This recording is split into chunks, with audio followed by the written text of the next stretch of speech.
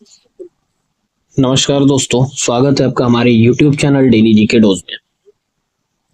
आज का session SSC के ऑलमोस्ट सभी एग्जाम्स के जीके जीएस का प्रैक्टिस सेट नंबर 12 हम लोग करेंगे। इस सेट में आपको प्रीवियस ईयर जो भी क्वेश्चंस हैं, आने वाले एग्जाम के लिए जो भी इंपॉर्टेंट क्वेश्चंस हैं जो हर साल के बेसिस पे रहता है, और प्लस करंट अफेयर्स सब कुछ मिलेगा। एग्जाम एग्जैक्टली ये एसएससी के ही एग्जाम पैटर्न पे ओरिएंटेड है। बिना टाइम वेस्ट किए शुरू करते हैं अपने सेशन को पहला क्वेश्चन के साथ। सती प्रथा का सबसे ज्यादा विरोध किसने किया था? ऑप्शंस थे आपके लाल बाबू रंगीला, राजा राम मोहन राय, सोनम गुप्ता या रामकृष्ण परमहंस। तो सती प्रथा का जो सबसे ज्यादा विरोध था ना, वो राजा राम मोहन राय जी ने किया था। राजा राम मोहन राय ब्रह्म समाज के संस्थापक थे, ठीक है, और इन्हीं के प्रयासों से हमको लगता है 1829 में सती प्रथा प्रतिबंधित भी हुआ था, बंद किया गया था, ठीक है। तो याद रखिएगा, सती प्रथा का सबसे ज्यादा विरोध राजा राम मोहन राय जी ने किया था, ठीक है। बाकी सोनम गुप्ता को आप लोग जान ही रहे हैं, और लाल बाबू रंगीला ये हमारे कैरेक्टर है एक। बढ़ते हैं अगले सवाल पे। पुष्कर मेला का आयोजन कहाँ होता है? ऑप्शन है आपके बलिया, रायपुर, जोधपुर या अजमेर। तो पुष्कर मेला बड़ा ही प्रख्यात मेला है और इसका आयोजन अजमेर में किया जाता है, राजस्थान के अजमेर में। सभी को पता है ये सबसे बड़ा ऊंट वाला मेला है, ठीक है ना। ध्यान रखना है इस क्वेश्चन को। अगले सवाल पे चलते हैं। क्वेश्चन है, फाहियान कहाँ का निवासी था? थी नहीं, sorry printing mistake, typing mistake हो जाता है, हमें इंसान है, थोड़ा बहुत हो जाता है। फाहियान कहाँ का निवासी था? ऑप्शन है आपके भूटान, अमेरिका, बर्मा या चीन। तो जो फाहियान थे ना, वो चीन के निवासी थे। चीन के ये बौद्धिक भिक्षु थे या फिर यात्री भी थे, ठीक है। अगला सवाल, ये जरा इंपॉर्टेंट क्वेश्चन है। 1944, अच्छा इसका मतलब ये नहीं है कि आगे वाले इंपॉर्टेंट नहीं थे, ध्यान दीजिएगा।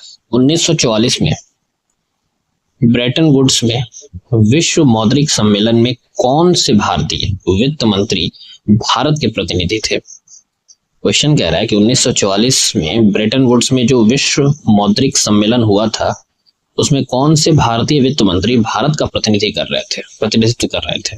ऑप्शन हैं आपके केसी नियोगी, आर.के. शनमुखम चेट्टी, जॉन मथाई या इनमें से कोई नहीं।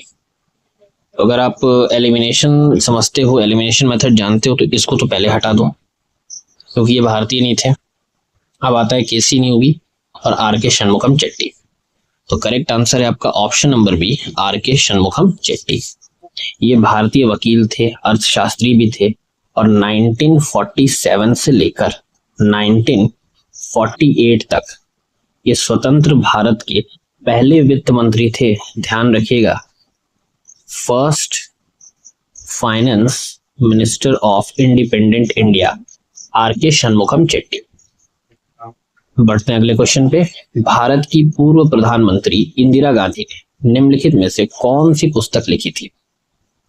ऑप्शन है आपके discovery of India, wings of fire, my experiments with truth या माई ट्रुथ। ध्यान रखना है कि एसएससी के हर एग्जाम में books and authors, art and culture और फिर जनगणना, ये 3 टॉपिक ऐसे हैं जो इन लोगों को याद हो गया कि इसमें से ही सवाल देना है, ये आने ही आने हैं। तो बुक्स का भी सेशन याद रखिएगा।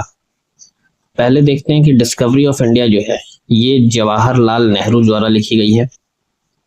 विंग्स ऑफ फायर सभी को पता है कि एपीजे अब्दुल कलाम जी द्वारा लिखी गई है। My experiments with truth Mahatma Gandhi ji द्वारा लिखी गई है। तो माई ट्रुथ नामक जो पुस्तक है ना, वो भारत की पूर्व प्रधानमंत्री इंदिरा गांधी जी द्वारा लिखी गई है, ठीक है, याद रखिएगा।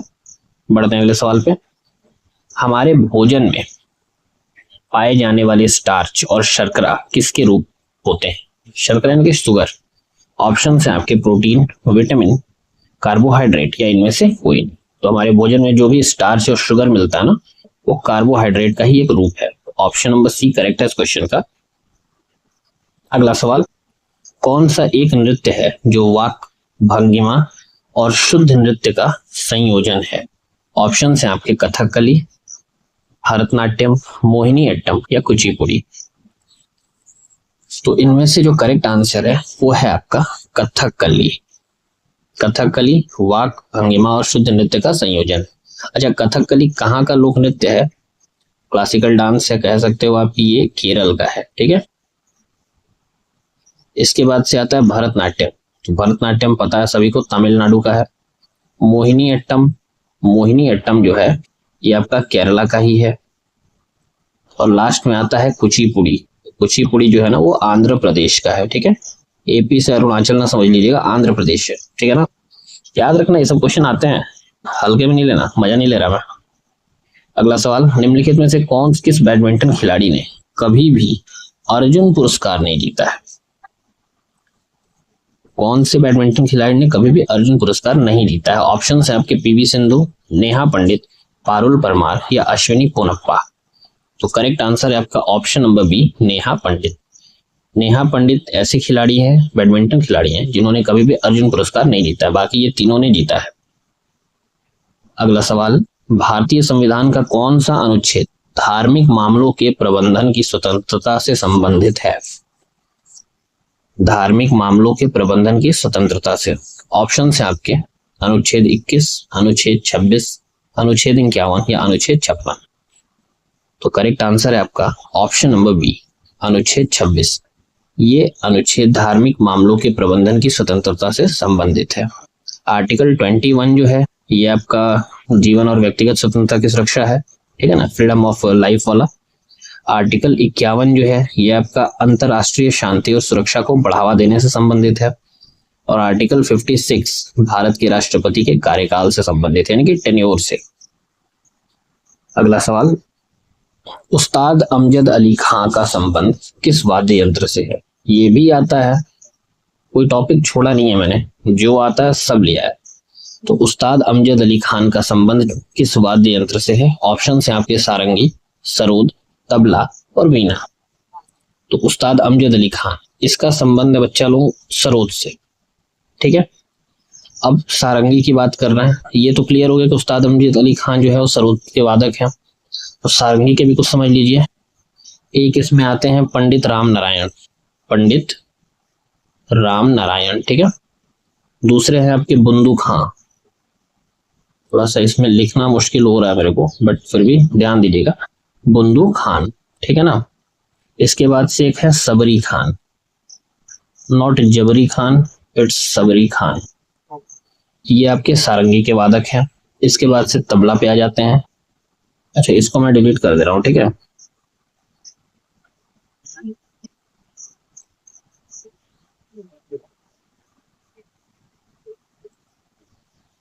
तबला की बात करते हैं तो तबला में आ जाता है आपके अल्लाह रखा।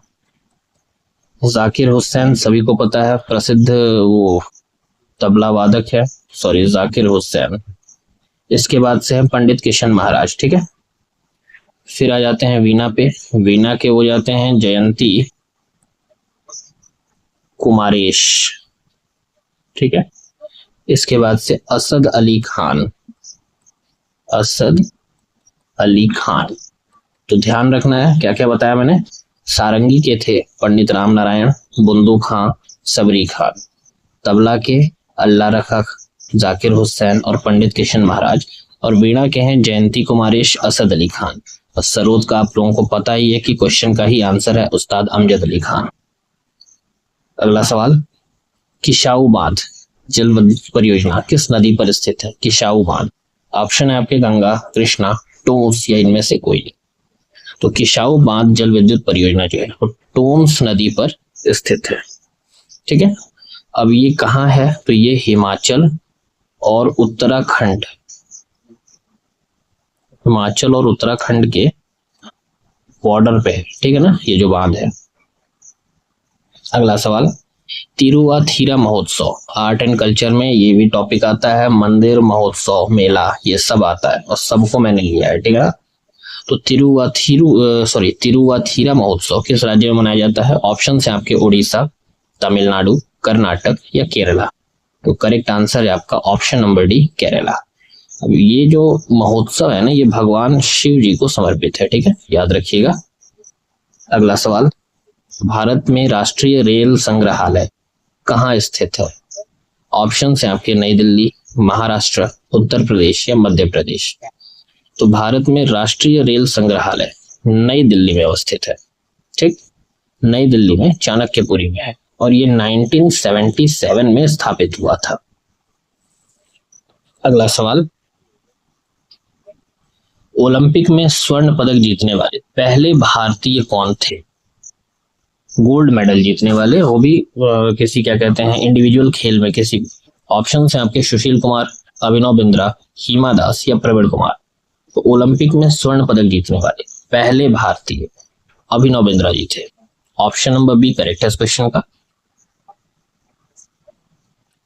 मिडनाइट चिल्ड्रन पुस्तक किस लेखक ने लिखी है? ऑप्शन है आपके सलमान रश्दी, अमर्त्य सेन, धर्मवीर भारती या अरुंधति रॉय। तो मिडनाइट चिल्ड्रन जो पुस्तक है इसके लेखक है आपके Salman Rushdie. Option number A correct है। अच्छा, एक चीज और ध्यान रखिएगा, यहाँ पे अरुंधति राय जी का नाम आया है।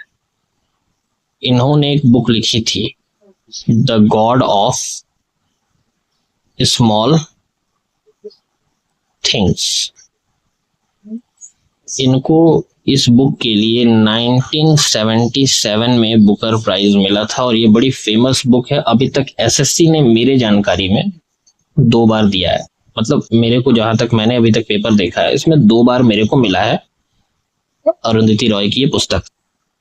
इसके साथ साथ एक और बड़ा इंपॉर्टेंट आ जाता है, अभी यहाँ आया है बात तो बता दे रहा हूं। एक लेखिका है गीतांजलि श्री, इनकी पुस्तक है टॉम्ब ऑफ सैंड।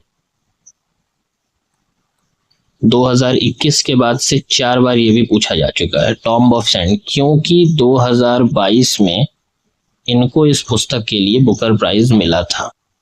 ठीक है, तो 2022 में तो करंट का ही टॉपिक था, 21 में भी आया था ये क्वेश्चन और 24 में भी आया था।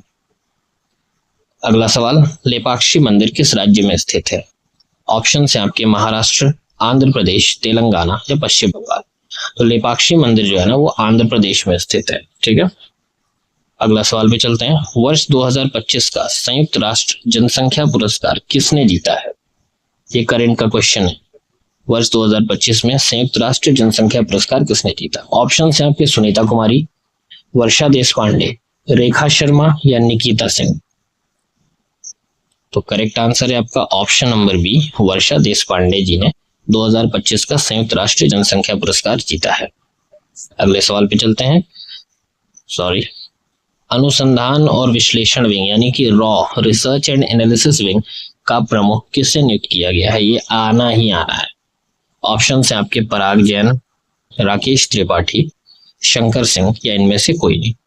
तो रॉ का भी जो हाल ही में नए प्रमुख बने हैं, इसी महीने बने थे, इनका नाम है पराग जैन। ठीक है, बढ़ते हैं अगले सवाल पे। भारत के 52वें मुख्य न्यायाधीश के रूप में किसे नियुक्त किया गया है? 52nd। ऑप्शन है आपके संजीव खन्ना, BR गवाई, DY चंद्रचूड़ या इनमें से कोई नहीं। तो भारत के 52वें मुख्य न्यायाधीश अभी हाल ही में BR गवाई जी को बनाया गया है। ठीक, अब यहाँ पे 2-3 चीज और ध्यान रखिएगा। तो पहले जो मुख्य न्यायाधीश थे ना भारत के, वो कौन थे? तो उनका नाम था बच्चा लोग HJ कानिया। ठीक है, HJ कानिया। उसके बाद से अब ये 52nd बने हैं, तो 51st कौन थे? 51st इनसे पहले थे संजीव, अच्छा यहाँ लिखा तो ये 51st है। ठीक है, संजीव खन्ना। तो 50वें DY चंद्रचूड़। ठीक, इतने जानकारी आपको इस क्वेश्चन से ध्यान रखनी है। अगला क्वेश्चन है, एशियाई खेल 2026 कहाँ आयोजित किए जाएंगे? Asian games 2026। ऑप्शन है आपके बीजिंग और शंघाई में, टोक्यो और ओसाका में, एची और नागोया में या फिर सियोल और बुसान में। तो एशियन गेम्स 2026 जो है ना वो एची और नागोया इन 2 जगहों पर होगा। तो ऑप्शन नंबर सी करेक्ट है यहाँ। अगला सवाल, भारत में निम्नलिखित राज्यों में से किस एक का जनसंख्या घनत्व 2011 जनगणना के अलग होगा के अनुसार सबसे कम है? मतलब 2011 की जो जनगणना हुई है उसमें कौन सा ऐसा राज्य है जिसका जनसंख्या घनत्व यानी कि पॉपुलेशन डेंसिटी सबसे कम है? ऑप्शन है आपके हिमाचल प्रदेश, मेघालय, अरुणाचल प्रदेश या सिक्किम। तो करेक्ट आंसर है आपका option number C, Arunachal Pradesh. इसका 17 व्यक्ति पर किलोमीटर जनसंख्या घनत्व है, मतलब लगभग हर 1-1 किलोमीटर पे 17 के आसपास आदमी इंसान मिलते हैं। तो डेंसिटी जो है सबसे कम अरुणाचल प्रदेश की है। अगला सवाल, 2011 जनगणना के अनुसार भारत की साक्षरता दर, लिटरेसी रेट कितनी थी? ऑप्शन है आपके 72%, 61%, 74% या 81%। तो 2011 जनगणना के अनुसार भारत की जो साक्षरता दर है वो थी आपकी 74%। अभी हाल ही में मैंने इस क्वेश्चन को पोस्ट भी किया था। तो ऑप्शन नंबर सी करेक्ट है इस क्वेश्चन का। नेक्स्ट है, निम्न में से कौन सा रोग दूषित जल पीने से होता है? पोल्यूटेड वाटर पीने से कौन सी बीमारी होती है? ऑप्शन है आपके स्कर्वी, हैजा, रिकेट या रक्ताल्पता। रक्ताल्पता मतलब एनीमिया। तो पोल्यूटेड पानी पीने से ना हैजा होता है, ठीक है। अब स्कर्वी सभी को पता है कि विटामिन सी की कमी से होता है, ठीक। रिकेट्स जो है ये विटामिन डी, कैल्शियम और फास्फोरस की कमी से होता है और अधिकतर ये बच्चों में देखा जाता है। और रक्ताल्पता यानी कि एनीमिया जो है ना वो आरबीसी यानी कि रेड ब्लड सेल या फिर हीमोग्लोबिन एचबी की कमी से होता है। इतनी चीजें आपको यहाँ ध्यान रखनी है। अगला सवाल, लोहे पर जंग लगना किसका उदाहरण है? ऑप्शन है आपके विस्थापन अभिक्रिया का, विश्लेषण अभिक्रिया का, ऑक्सीकरण अभिक्रिया का या तीव्र अभिक्रिया का। तो करेक्ट आंसर है आपका ऑक्सीकरण अभिक्रिया का। ये रेडॉक्स रिएक्शन का एग्जांपल है, ध्यान रखना आपको, ठीक है। अच्छा, ये एक चीज और इसमें ध्यान रखिएगा कि ये केमिकल चेंज है, केमिकल चेंज है ये, क्योंकि इसमें नमी जो मॉइस्चर होता है ना और ऑक्सीजन ये दोनों रिएक्ट करके आयरन ऑक्साइड बनाते हैं, जिसको हम लोग जंग कहते हैं, इसलिए केमिकल रिएक्शन होगा। अगला सवाल, आईसीसी T20 2026 किस या किन देशों में आयोजित होगा? ये फिर से करंट का क्वेश्चन है। आईसीसी T20 2026 पाकिस्तान और चाइना, भारत और श्रीलंका, वेस्ट इंडीज और न्यूजीलैंड या इनमें से कोई नहीं। तो करेक्ट आंसर है आपका ऑप्शन नंबर बी, इंडिया और श्रीलंका में होगा। 2025 वाला आपको पता है कि पाकिस्तान और यूएई में होना था, जिसमें से इस समझदार देश को कैंसिल कर दिया गया था और पूरा आयोजन जो था वो यहाँ हुआ था। और वेस्ट इंडीज में भी शायद हुआ था, मुझे इतना याद नहीं है बट मे भी। लेकिन 26 वाला जो है ना वो भारत और श्रीलंका में होगा, ठीक है। तो इतनी चीजें आपको ध्यान रखनी है। तो बच्चा लोग ये आज का प्रैक्टिस सेट का आखिरी क्वेश्चन था। उम्मीद करता हूँ सेशन आपको अच्छा लगे। और ये एसएससी के लिए तो है ही, बट जितने भी जीके जीएस हैं इनका एक अच्छा लेवल है, ये हर एग्जाम के लिए काम करेगा। तो ध्यान रखना इन चीजों को। वीडियो पसंद आती है लाइक जरूर करिएगा, कमेंट जरूर करिएगा, शेयर करिएगा और कमेंट में ये भी बताइए कि आपको और किस टॉपिक से क्वेश्चंस चाहिए ताकि मैं उन पे काम कर पाऊं। और दूसरा सबसे मोस्ट इम्पॉर्टेंट चीज, जितने लोग भी देख रहे हैं चैनल पे नए आए हैं, सभी लोग चैनल को सब्सक्राइब जरूर करिएगा, शेयर करिएगा ताकि हर किसी के पास एक क्वालिटी कंटेंट पहुंच सके। मुझे नहीं पता है कि बाकी लोग क्या पढ़ाते हैं, कैसे पढ़ाते हैं, बट हाँ मैंने जो दिया है क्वेश्चन मेरे को इतना भरोसा है कि इसका अपना एक स्टैंडर्ड लेवल है, ठीक है। तो आज के लिए इतना ही। नमस्कार, धन्यवाद।